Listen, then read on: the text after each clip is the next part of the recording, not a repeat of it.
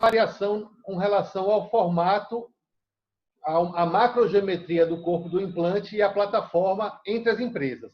A minha preocupação é fazer vocês terem uma visão aberta. No caso da SIM, você tem o implante HE cilíndrico, mas você não tem um implante cilíndrico cone-Morse. Então, se você quiser trabalhar com implante cilíndrico, na SIM, você só vai ter o HE. Na Neodent, por exemplo, você vai ter esse mesmo formato cilíndrico e a opção de trabalhar com implante HE ou cone-Morse, se você quiser trabalhar com implante cilíndrico. No caso da SIM, a linha mais atual deles é a chamada SW.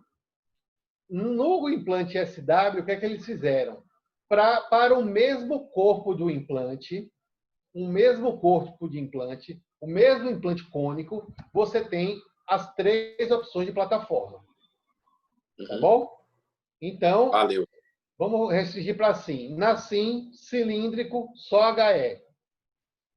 Cônico, Certo. você tem as 3 plataformas. Obrigado. Valeu. Vamos lá, vamos tirando as dúvidas, porque a gente tem que, esse embasamento tem que ficar bem claro para vocês. Vejam aqui a diferença da relação entre o componente e o implante. Né? Olha como é que se dá essa relação no caso do HE. No caso do HI, aqui não está mostrando a interação com o hexágono porque está dentro do componente. Mas, basicamente, o componente ele tem um hexágono interno que encaixa sobre o hexágono externo do implante e aí dá estabilidade do componente protético. No caso do HI,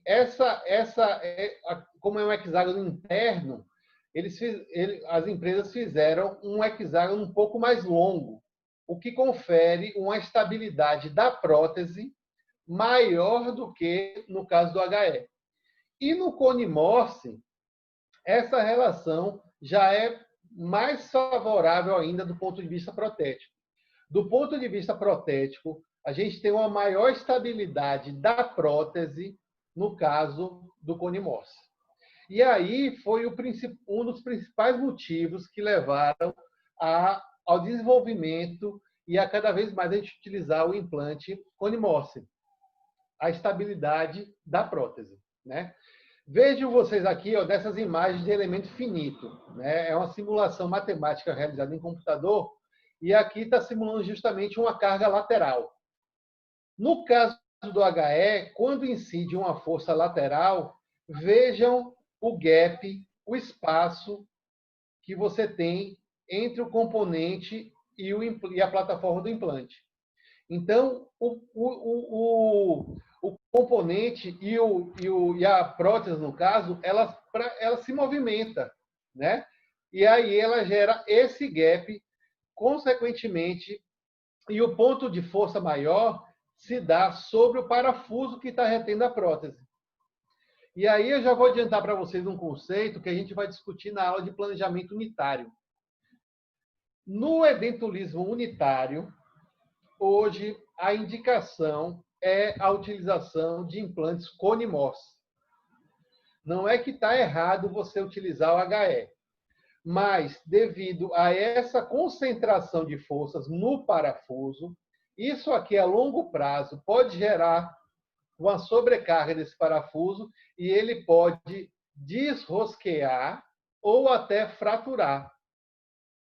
Então, atualmente, se existe uma situação que está fechado nessa indicação com relação à plataforma do implante, é unitário. Edentulismo unitário, nós sempre é sempre interessante a gente dar preferência por implantes cone-Morse, porque dá maior estabilidade à coroa. Né? Pedro, mas eu vou fazer unitário HE. Beleza. Qual o problema que eu posso ter? Não são todos os pacientes, mas eventualmente esse parafuso pode folgar, pode afrouxar. Aí o paciente volta para o consultório, doutor, meu dente está folgado, estou sentindo o dente folgado. Tem problema? Vai perder o implante? Não. Mas você vai ter que remover a resina, apertar esse parafuso, reapertar, dar o toque novamente e mandar o paciente embora. E, eventualmente, isso pode estar acontecendo de maneira sucessiva, né? Então, para evitar esse tipo de problema, sempre que a gente trabalhar com unitário, é interessante a gente fazer a opção pelos implantes Cone-Morse. Essa é uma das grandes vantagens do Cone-Morse. Depois a gente vai discutir outras, mas essa é uma grande vantagem. Então, vejam, no HS você tem um gap grande, no HI ainda existe uma movimentação, mas é muito menor, e no Cone-Morse não existe nenhum tipo de gap, né? O estresse é todo, né, no corpo do componente, mas ele é projetado para resistir esse estresse. Então, não tem um risco de afrouxamento dessa prótese. Eduardo, no Cone-Morse... Eduardo, perdão, Pedro. Aí não. Não exagera, aí, né? Calma. Quase o cara xingar a mãe, velho. Não faz isso não, velho. Perdão. O Pedro, no caso do Cone-Morse, a adaptação da prótese, ela fica aonde nesse pino externo? Fica essa nível? Em nível. A adaptação da prótese sai de onde aí? Oi? A prótese, ela sai da onde aí? Ela sai a partir daqui, desse nível. Então, e esse espaço até o parafuso, ele é preenchido com o quê? Pois é. O HE, o Cone-Morse, ele tem algumas diferenças técnicas em relação ao HE, e uma das principais dela é que existe uma recomendação para que o implante ele fique infraósseo. Ele fique infraósseo. Ele fica abaixo do nível ósseo, né? Isso a recomendação é que esse implante ele fique de 1 a 1,5 intraósseo, até 2. 1,5 seria uma medida interessante. Então, a gente prepara sempre, instrumenta 1,5 milímetro a mais para poder enterrar esse implante, né? Então, teoricamente, essa plataforma ela fica intraóssea.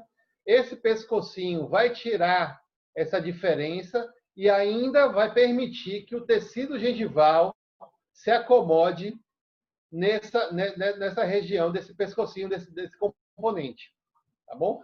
Então, isso aqui não fica exposto no meio oral. A plataforma, a prótese não tem contato direto com o espelho do implante, né? O espelho do implante, e por isso a gente tem que enterrar esse implante um pouco mais, né? Esse aí é um detalhe que a gente vai também discutir quando a gente for falar da técnica para esses implantes Cone-Morse, mas é um detalhe que é importante para que a gente não posicione esse implante na crista e aí você tem a exposição desse componente metálico na boca do paciente, que é indesejável. A sequência de fresas também ela é um pouco mais simplificada nos implantes cônicos, né? Tem pequenas variações entre as empresas, como eu falei para vocês, mas basicamente a gente vem com a lança, com a fresa de 2, que a gente já conversou, com a broca de 2, e aí o pino guia, que a gente conversou, e aí nós já temos fresas ou brocas específicas para cada diâmetro de implante, né? Então, para cada plataforma, você vai ter uma fresa, uma broca com diâmetro um pouco menor, porque também existe uma subinstrumentação, mas já no formato escalonado, né? Para acompanhar o formato do implante. Tá bom? Então, as empresas falam que o implante, o design, a macrogeometria do implante cônico permite ou propicia um melhor travamento, né? Mas, do ponto de vista clínico, eu considero ainda os implantes cônicos um pouco mais difíceis de serem preparados do que os cilíndricos, né? Com cilíndricos, aquela variação na utilização das fresas é mais simples de ser utilizada do que nos implantes cônicos. Por quê? Porque a forma do cônico já se assemelha muito à forma do implante. Isso quer dizer que qualquer variação durante a fresagem, qualquer variação na posição que a gente faça, a gente pode, mais uma vez, subinstrumentar em excesso o nosso alvéolo e, consequentemente, a gente pode perder a estabilidade do implante, né?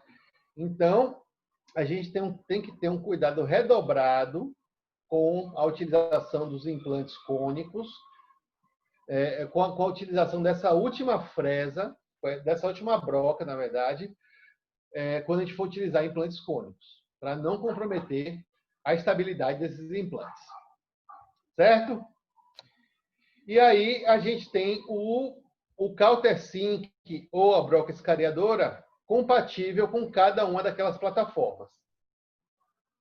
No caso do Cone Morse, a gente até utiliza mais essas brocas Countersink do que no caso do HE. Por quê?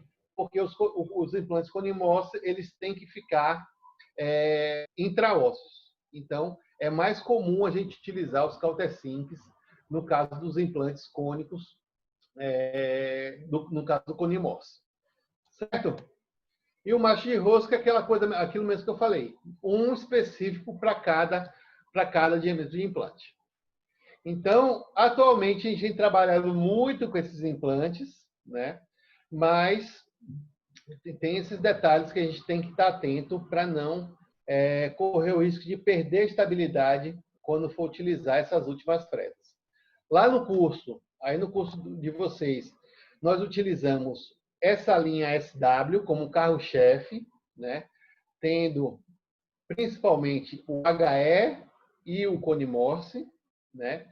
E temos à disposição também para, quando for considerado necessário, os implantes cilíndricos, HE. Né? Então, a gente trabalha com essas duas linhas. Pronto, é isso aí que eu tinha para complementar só daquele que ficou faltando do nosso último bate-papo sobre essa forma dos implantes. Agora, a gente vai entrar... É só um pouquinho que tem gente que... Tem 2 alunos que tinham caído aqui e estão voltando agora. Ah, beleza.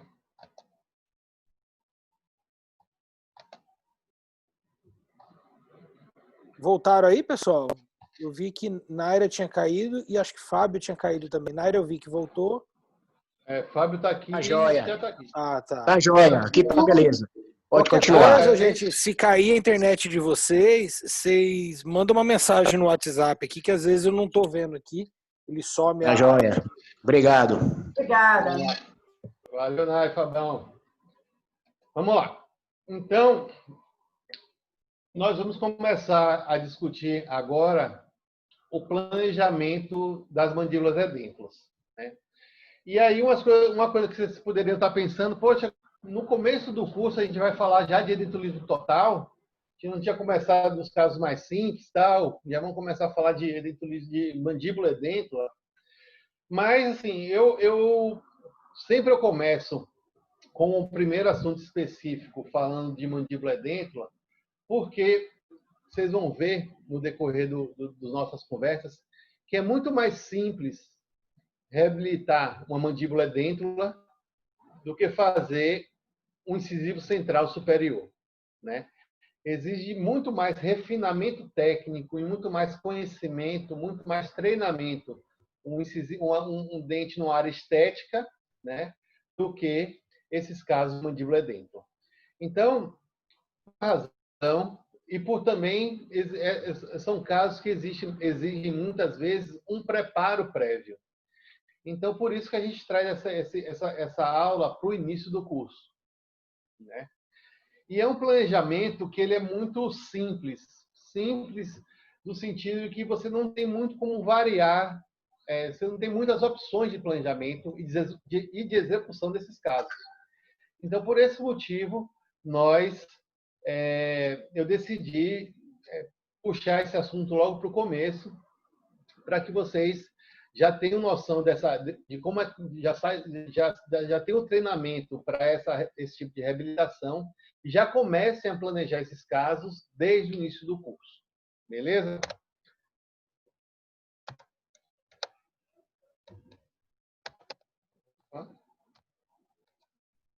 Ó, a primeira coisa que a gente tem que ter consciência, galera, é que à medida que o paciente perde os dentes, na maioria das vezes, ó, não é só o dente que ele perde, não só são os dentes que ele perde, né? Ele vem perdendo uma série de estruturas. E aqui vem um conceito, vem dois conceitos que são muito importantes, né? Primeiro, é esse conceito que envolve a reabsorção do tecido ósseo alveolar após a exodontia, né? Reabsorção óssea alveolar pós-exodontia. Ela sempre acontece, né? O paciente sempre tem algum nível de perda óssea após as exodontias. Quanto de perda óssea o paciente vai apresentar depende de uma série de fatores, na verdade, né? Dentre eles, há quanto tempo foi realizada ou foram realizadas essas extrações? Né?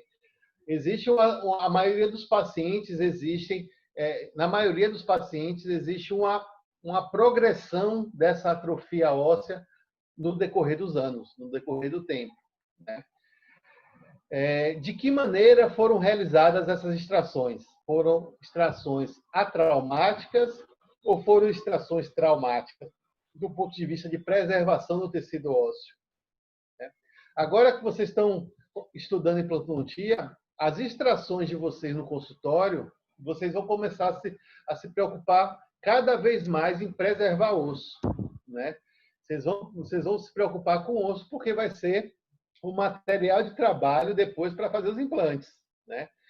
Então, a depender de como foram essas extrações, você pode ter um maior ou menor nível de reabsorção óssea alveolar. Outro detalhe importante: qual o motivo que levou esse paciente a perder os dentes, né? Um paciente que vem com histórico de doença periodontal tende a ter uma perda óssea muito maior do que um paciente que perdeu por uma cárie, que evoluiu para uma endo, que colocou um pino, que fraturou e tal. Então, a tendência é que o osso esteja mais preservado, né?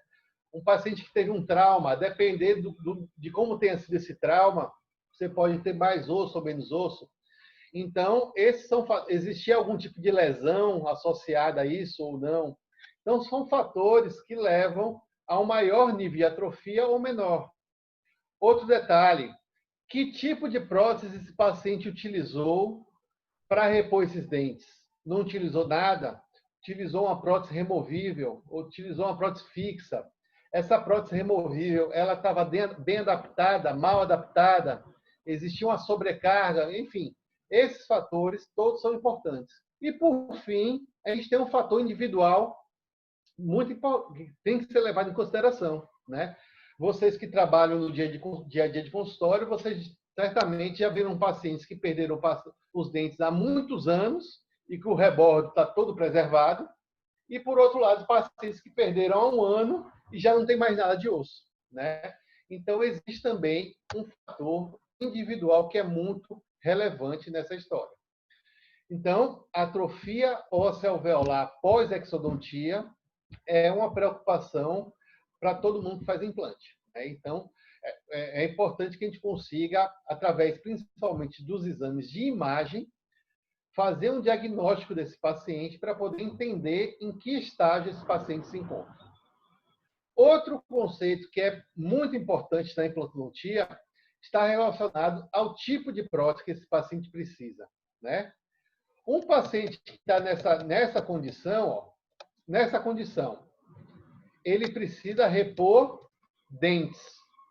Então, uma prótese sobre implantes numa condição como essa é chamada prótese dental. Você só vai repor os dentes do paciente. Por outro lado, um paciente como esse, ele perdeu muito mais do que dente. Vejam, ele perdeu muito mais do que dente. Você não pode colocar nesse paciente só dente. A prótese dele não vai ter só a parte branca. você vai ter que substituir, você vai ter que repor nessa prótese também toda essa estrutura que foi perdida. Então, consequentemente, essa prótese vai se chamar prótese dentogengival, né? Esse conceito vale tanto para total como para próteses parciais e puxando um pouco próteses unitárias. Por que prótese unitária é difícil a gente trabalhar com próteses dentogengivais? Porque você tem a referência, por exemplo, você vai trabalhar com incisivo central. Incisivo central, o nosso objetivo é trabalhar com próteses dentais. Por quê? Porque você tem a referência do que está perfeito nos lados, né? Logo você só perdeu o incisivo central. Então, você fazer na prótese, você colocar um dente e ainda simular uma gengiva de maneira que você fique esteticamente, que você tenha uma harmonia estética, isso é muito, muito difícil, para não dizer impossível, né? Então, idealmente, nos casos de unitário, a gente busca trabalhar com próteses dentais. No edentulismo parcial, a gente pode trabalhar tanto com próteses dentais como próteses dentogengivais. E no edentulismo total, que é o que a gente vai conversar hoje, na mandíbula edêntula, eu não vou dizer que nunca, porque é muito pesado, mas 99,999999% dos casos, nós vamos trabalhar com próteses dentogengivais. Então, você vai ter a parte dos dentes e você vai ter a parte da prótese que vai repor essa estrutura toda que foi perdida. Tá bom? Eduardo, isso até mesmo nos pacientes que vão ser submetidos à extração de dentes naquele momento para colocar implante? No caso da mandíbula, sim, Rodrigão. Porque mesmo nesses casos que o paciente que vem com ausência de alguns dentes ou que vem com os dentes para perder, geralmente ele tem algum problema associado.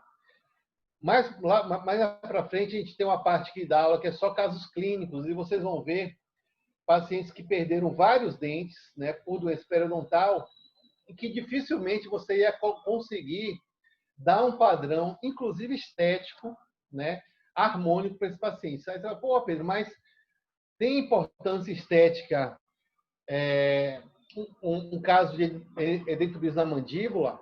Por incrível que pareça, os pacientes eles têm uma exigência estética também.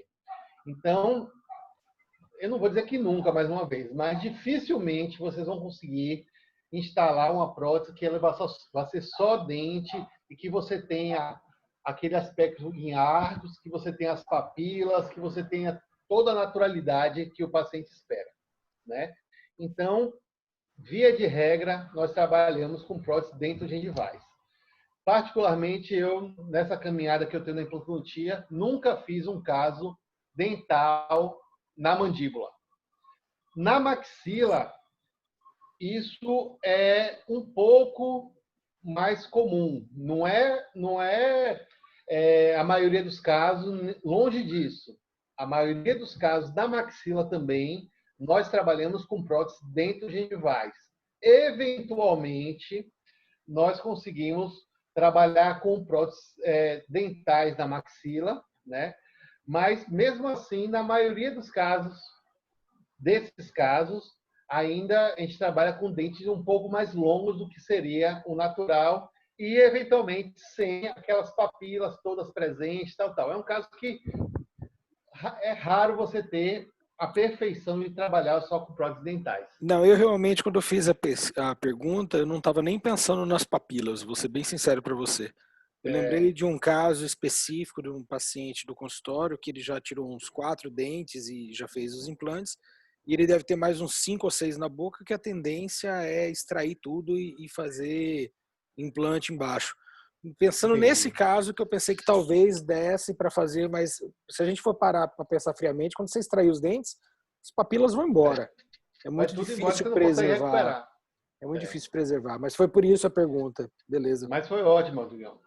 Então, exatamente isso. Então, protocolo ou reabilitação fixa na mandíbula, a gente tem que associar a uma prótese dentogengival.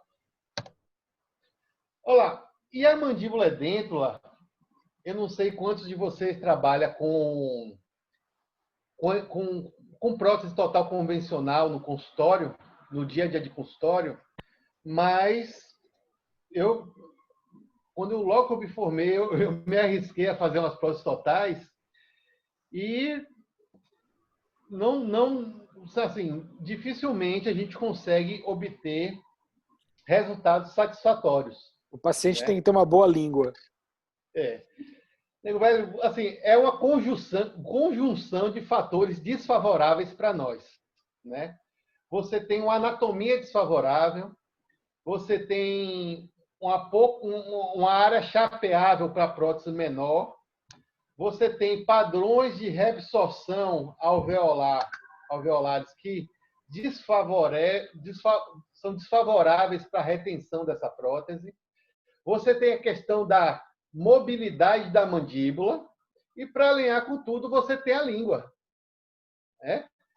Isso aqui, tem um professor aqui de Salvador, Paulo Rocha, vocês devem conhecer, que ele fala que esse tipo de língua é a língua de tsunami, que ela sai levando tudo e não tem o que segure, né? Por melhor material de moldagem que você trabalha, você pode trabalhar com a zircônia, com a silicona que você quiser no mundo, fazer a técnica de moldagem até que você quiser. Você pode ter o melhor laboratório, fazer aquele selamento e não sei o que lá, Godiva, pode fazer tudo que tiver, mas dificilmente essas próteses terão níveis de retenção e estabilidade satisfatórios, né? Se a gente for ser bem sincero, o paciente se adapta àquela condição, mas não que ele vai estar reabilitado do ponto de vista funcional, né? Então, é uma situação clínica que é totalmente desfavorável para a realização de uma prótese total convencional. Totalmente desfavorável. E hoje, quais as possibilidades que a gente tem aí para reabilitar esses casos? Poxa, a gente ainda trabalha muito, né? A realidade nossa, do nosso país ainda existe muita prótese total convencional, né? Hoje, do ponto de vista estético, numa condição extremamente favorável, né? Você consegue fazer próteses extremamente bem feitas, caracterizadas, dentes de qualidade, dentes importados. Então, você consegue fazer próteses totais extremamente estéticas, né? Então, do ponto de vista estético, o paciente ele é reabilitado. Porém, do ponto de vista funcional, essa prótese, esse modelo de prótese total convencional não resolve. Isso aí já está provado na literatura, isso já é um consenso, né? Outra possibilidade que a gente tem atualmente, e aí já vindo uma contribuição da implantodontia, é a gente trabalhar com um sistema de encaixe, né? São as chamadas overdentures, ou sobredentaduras, em que na mandíbula a gente trabalha com 2 implantes, né? E sobre esses implantes são colocados sistemas de retenção. Tipo ringue? Ficam sobre os implantes sistemas de retenção e na base da prótese, ficam, no caso aqui são anéis de O-ring, né? Mas pode ser também um sistema de barra, a gente tem sistema de magneto, tem uma série de sistemas que se encaixam sobre os componentes da prótese. Então, o paciente continua com a prótese total, ele vai continuar utilizando, é a mesma prótese total, inclusive. O que se recomenda, inclusive, é que seja realizada uma prótese total nova, com todos os critérios, todos os padrões de uma prótese total convencional. O paciente, idealmente, tem que estar adaptado a essa prótese, ou seja, não pode estar machucando, tem que estar bem adaptada. Tá. E aí, o que a gente vai melhorar é a retenção dessa prótese. A prótese passa a ser mucossuportada, ela continua sendo totalmente apoiada no rebordo, né? Inclusive vai ter que ser reembasada, todos os cuidados que a gente tem com o APT, né? Só que então ela vai ser mucossuportada e implanto retida, né? Essa é uma solução que o implante veio trazer para as reabilitações. Então, as overdentures. Tô com um caso assim para mandar lá pro curso. Você faz lá também, né? Melhor chegar já com a prótese pronta, então? Ou ela chega com a prótese pronta, ou a gente faz a prótese lá no curso. O importante é que seja uma prótese adequada. Beleza. Tem que ser uma prótese boa, entendeu? Então, inclusive, eu tenho uma linha de pesquisa que eu trabalho só com overdenture, né? A gente começou, inclusive, em Conquista, na época que o curso era lá no SEMAI, e a gente tinha contato com aqueles pacientes do CEL. Então, a gente começou o trabalho naquela época. Vocês vão ter contato com esses pacientes, em que a gente tem trabalhado com implantes, geralmente pacientes com algum tipo de carência econômica tal. Para viabilizar esses casos, a gente tem trabalhado bastante com o overdenture, né? Então, a gente vai discutir bastante sobre isso. Então, continua sendo Pedro. uma solução. Oi? Fala, Danilo. E na hora da consulta, da venda dessa overdenture, você fala que é uma prótese que é fixada, mas que tem como retirar. Como é isso? Ou é igual ao implante? Você vende na verdade, existe o público-alvo dessa prótese. A gente tem, eu acho que a gente tem duas indicações claras para essa prótese, né?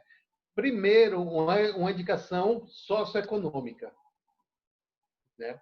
Um paciente que não pode pagar um protocolo e que não pode pagar uma prótese fixa sobre implantes, mas que está insatisfeito com o fato de utilizar uma prótese móvel, removível, que não tem estabilidade, não consegue mastigar, às vezes não consegue falar direito, então porque a prótese sai, enfim, não está satisfeito com a retenção dessa prótese. Então, esse é o grupo de pacientes que eu acho que vale indicar. Outro detalhe que é importante: tem pacientes mais idosos que estão acostumados com o suporte muscular que essa flange proporciona. Esse é um detalhe importante. Vocês vão ver a forma de um protocolo, de uma prótese, é totalmente diferente disso aqui. Então, o paciente está acostumado em ter esse apoio muscular, né? Então, basicamente, a conversa ela vai. Você tem que ter essa questão socioeconômica, que você já faz uma triagem aí, né? E a segunda parte é um paciente que está insatisfeito com a prótese total. Ele vai continuar com a prótese móvel, mas com outro padrão de retenção de estabilidade, né? Vai conseguir mastigar, vai conseguir, enfim, conviver socialmente. Eu tenho depoimentos de pacientes que relatam isso. Eu recebia convite para almoço, para não sei o que, eu não ia visitar as pessoas porque eu tinha vergonha, não podia comer nada, e agora minha vida, inclusive social, mudou. Por quê? Porque você tem uma retenção e estabilidade maior dessa prótese, né? Entendi. A gente vai conversar especificamente sobre esse planejamento e vai poder discutir um pouco mais desses aspectos. Tá bom?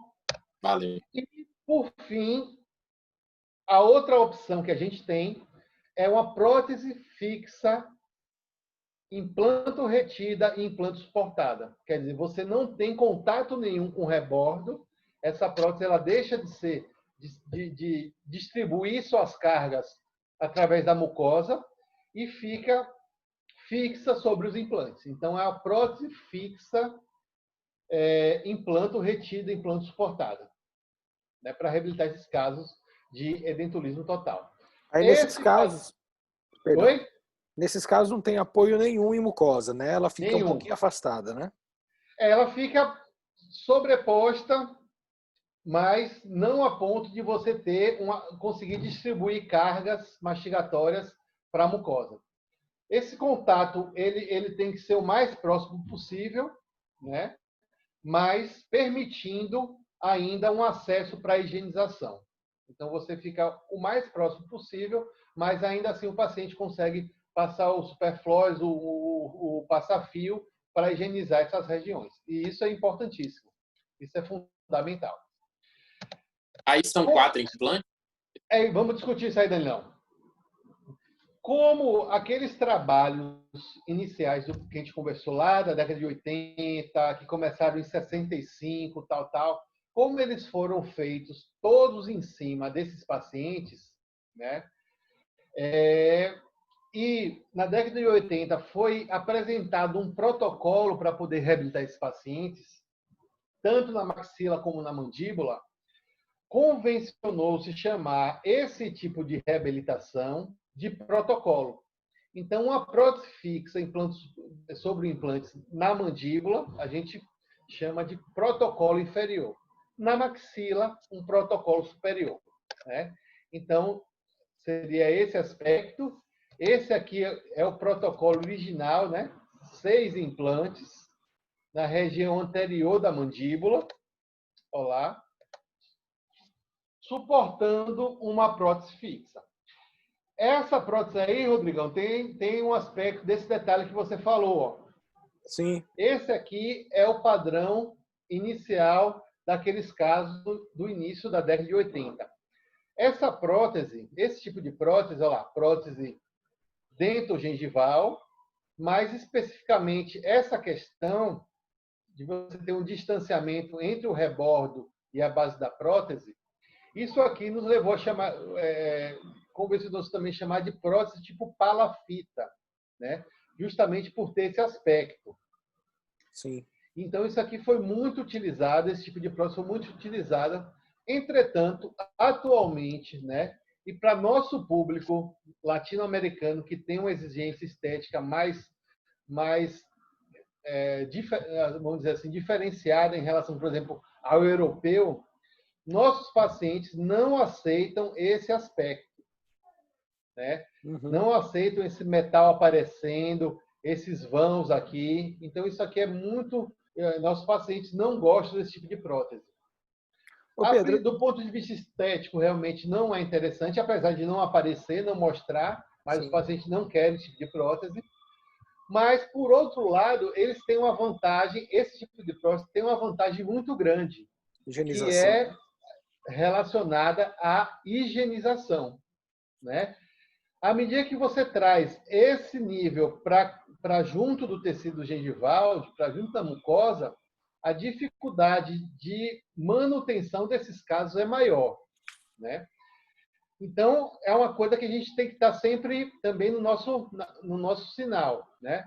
Se a gente está trabalhando com um paciente muito idoso, ou um paciente que não tem uma capacidade motora apurada, paciente que tem algum distúrbio por exemplo, um Parkinson, que tem dificuldade de manipulação, até para higienização e tal, ou um paciente que a gente sabe que não higieniza, de repente, vale a pena conversar e colocar uma prótese que permita que tenha um acesso maior para essa higienização. Esse tipo de prótese aqui, de repente,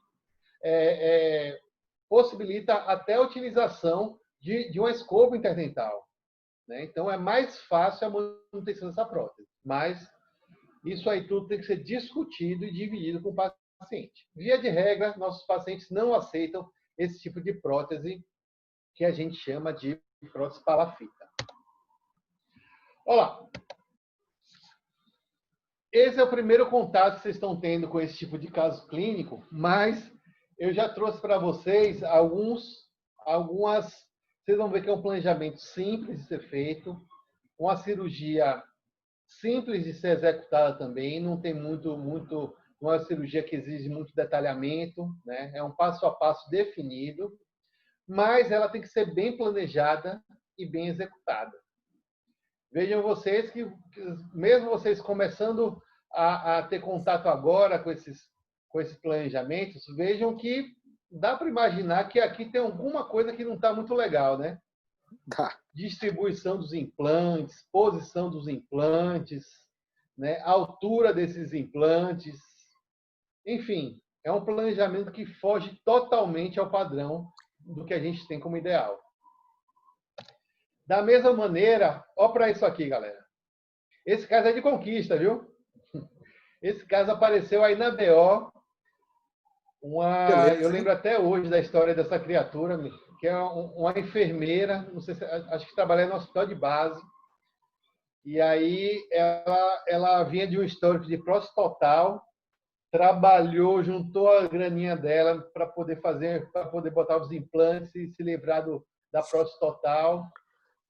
E aí foi numa clínica dessas aí de conquista, daquelas que vocês já ouviram falar. E aí o cidadão fez esses implantes na criatura. Depois de, eu acho que esse caso não tinha 3 anos que essa senhora operou. E aí vejam que também vocês começando a estudar isso agora, mas já dá para perceber que tem alguma coisa que não está legal aqui, né? Vejam que não tem uma padronização entre os implantes, a posição dos implantes também está totalmente divergente, né? E uma série de fatores, tipo da prótese. Mas, Rodrigão? Perda óssea, né? Aparente, em volta dos implantes. Pois é. Então, uma série de fatores que o tipo da prótese, como essa prótese foi realizada, a partir da posição desses implantes, gerou dificuldade de manutenção nessa prótese. E vejam o nível de perda óssea que essa paciente apresentou. Né? Um dos principais sinais de fracasso nos casos, né, já depois da osseointegração, são justamente as áreas radiolúcidas ao redor dos implantes. A área radiolúcida ao redor do implante é um péssimo sinal para nós. Né? Então, quer dizer que você está tendo reabsorção óssea ao redor do implante. Né?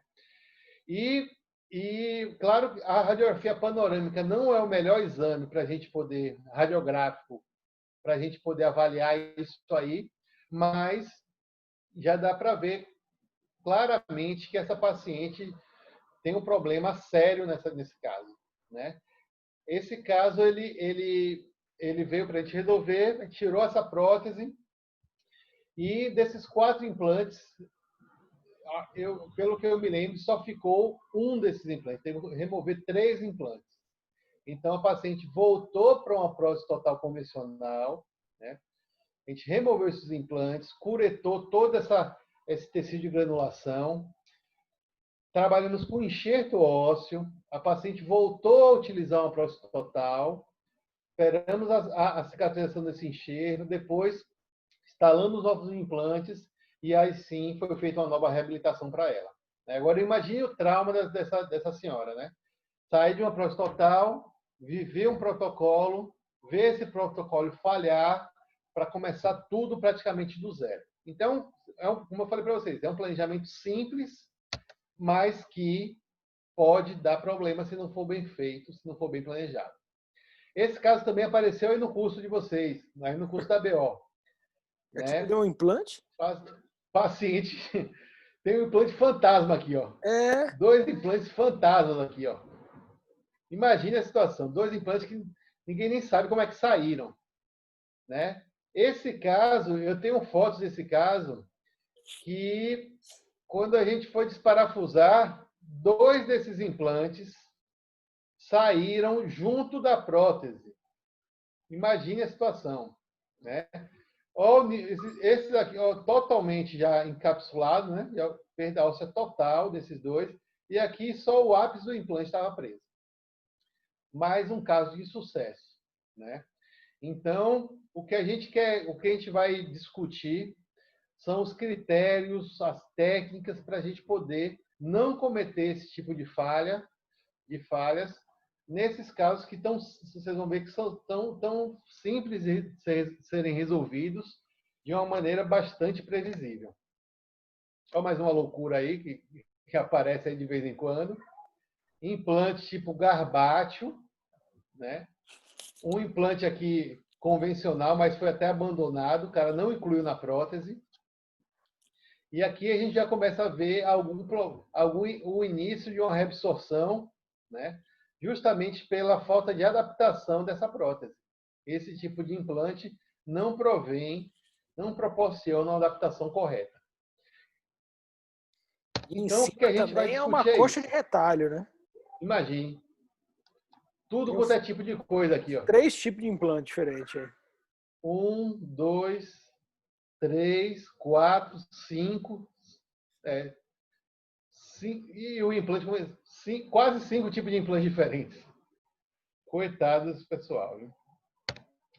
E aí, aquilo que eu mostrei para vocês, do histórico da implantologia.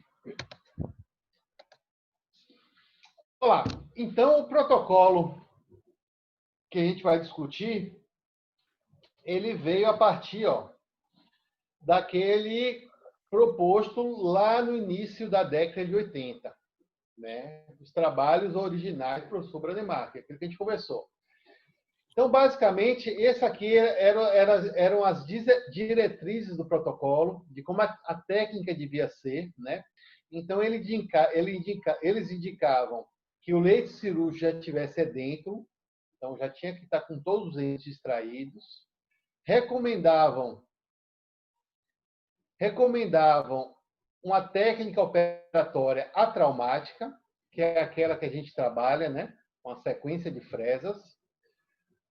A questão da biossegurança, aquilo que a gente também já discutiu, todos os casos naquela época eram realizados em ambiente hospitalar, sempre com implante de titânio. Lembrem que anteriormente, historicamente, existiam outros tipos de materiais sendo utilizados, né?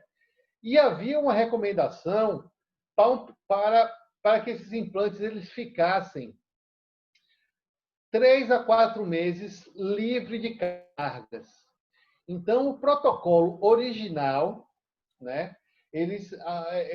No protocolo original havia uma recomendação para que esses implantes sempre fossem realizados em 2 estágios cirúrgicos. O que isso quer dizer?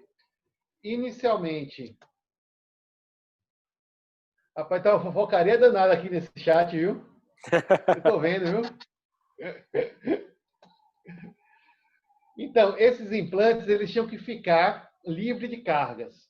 O que a gente chama, convencionou-se chamar, cirurgia em 2 estágios cirúrgicos. Ou seja, primeiro a cirurgia de instalação do implante, cover screw, aquele parafuso de cobertura que eu falei para vocês, e aí sutura. Depois de 3 a 4 meses, cirurgia de reabertura, exposição dos implantes e captura da prótese. Então, a recomendação era para que os implantes ficassem submersos, protegidos pela mucosa do paciente. E durante o período de cicatrização, como acontece até hoje, o paciente poderia utilizar a prótese normalmente em cima desse rebordo, né?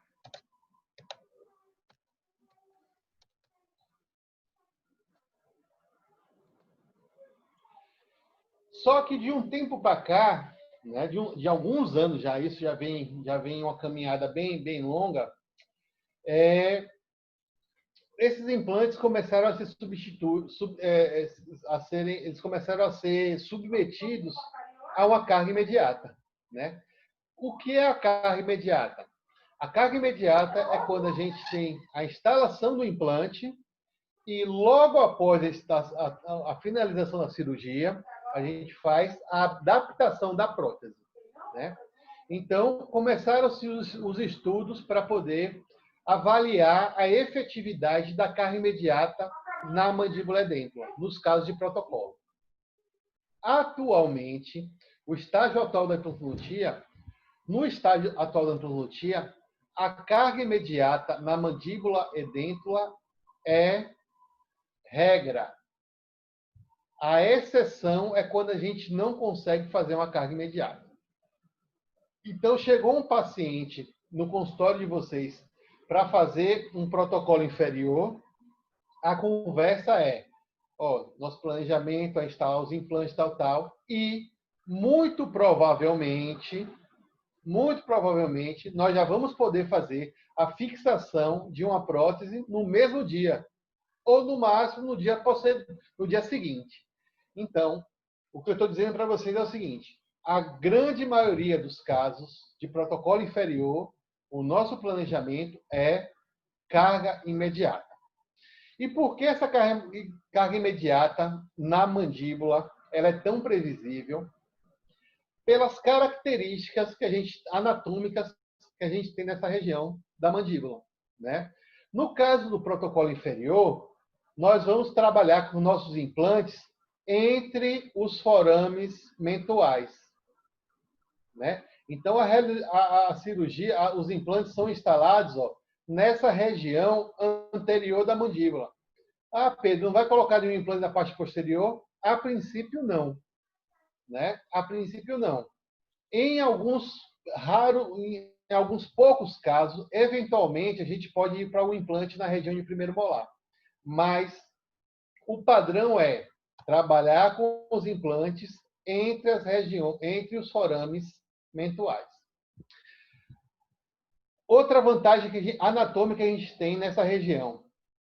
Aqui nessa região anterior de mandíbula, nós não temos nenhum reparo anatômico que tenha que ser respeitado. Nós não temos nenhuma estrutura aqui que a gente tem que se preocupar. Consequentemente, nós podemos aproveitar toda a disponibilidade, toda a extensão óssea que essa região apresenta, né? Isso faz com que seja possível a instalação de implantes, mesmo nos casos que o paciente apresente níveis de atrofia alveolar extremamente severos. Vejam essa imagem 6 aqui, ó. O paciente perdeu todo o osso alveolar, só tem osso basal. Ainda assim, é possível a instalação de implantes. Você consegue, inserir seu implante e, em muitos casos, buscar até uma bicorticalização. O que seria essa bicorticalização? Você trava a plataforma do implante na cortical superior e o ápice do implante na base da mandíbula. Você bicorticaliza seu implante. Então, essa condição de aproveitar totalmente o tecido ósseo, levando em consideração, inclusive, a estabilização em corticais, torna essa região muito favorável. Esse é um aspecto. E quanto à fratura mandibular, Pedro? A fratura, esse osso basal, Danilão, ele é muito resistente. Então, praticamente todos esses casos, a gente não teria risco de fraturar. Nessa região, mesmo quando a gente tem só o osso basal, ele tem uma espessura que ela é muito grande, né? Você tem praticamente 10, 15 milímetros de osso no mínimo, né? Nesses casos, claro que existem exceções, né? Nos casos mais extremos mesmo, que o paciente não tem nada de osso e tem um remanescente muito restrito, inclusive no corpo da mandíbula, aí sim o risco é maior. O risco de fratura não é na região dos implantes. O risco da fratura é aqui no corpo da mandíbula, né? Então, a grande maioria dos casos, mesmo aqueles mais atróficos, a gente consegue reabilitar sem maiores riscos, mas, claro que a gente tem pacientes que têm níveis extremos de reabsorção, e esses pacientes, eles têm indicação em parceria, claro, com o bucomaxilo, fazer a utilização de placas para reforçar o corpo da mandíbula. Então, o risco maior não é na região dos implantes. O risco maior é na região do corpo da mandíbula, tá bom? Mas aí é para realmente aqueles casos extremamente atróficos. Olha lá, e agora vem um conceito que, ao lado daquele Pedro,